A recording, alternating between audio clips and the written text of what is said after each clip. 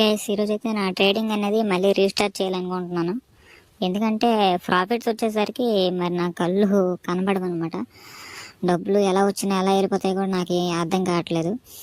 తర్వాత మంత్లీ అనేది ఎంత వస్తుంది అనేది ఒక క్యాల్కులేషన్ అనేది నాకు లేదనమాట. అందుకని చెప్పి మళ్ళీ ఫ్రెష్గా ఈరోజు నుంచి అయితే స్టార్ట్ చేయాలనుకుంటున్నాను. ఈరోజు అయితే డే 1 అనమాట. ఈరోజు డే 1 కదా, ఈరోజు ఎంత లాస్ అవుతాం ఎంత ప్రాఫిట్ వస్తుందో చూడాలి. మరి నా టార్గెట్ ఏంటంటే 10K క్యాపిటల్ కదా నాది. దాన్ని ఏంటంటే 30 days లోపు 1 lakh చేసి చూపించాలన్నమాట. ఈ వీడియో మీకైతే నచ్చినట్టు ఉంటే లైక్ చేసుకొని సబ్స్క్రైబ్ చేసుకోండి గైస్.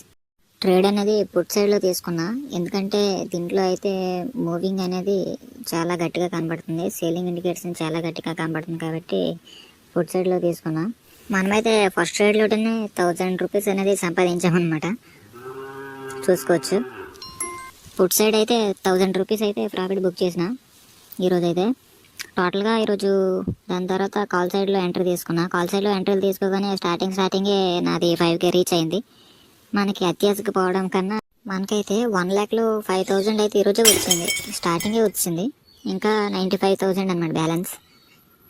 చూడాలి మరి. అండ్ అలాగే కొత్తగా చూసేటోళ్ళు లైక్ చేసి షేర్ చేసి సబ్స్క్రైబ్ చేసుకోండి గైస్.